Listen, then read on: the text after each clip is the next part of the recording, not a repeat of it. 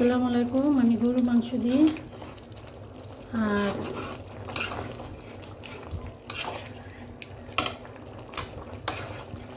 পুঁই শাক দিয়ে রান্না করছি। গরুর মাংস দিয়ে পুঁই শাক দিয়ে পুঁই শাক দিয়ে না অনেক ভালো লাগে খেতে আর অনেক টেস্ট।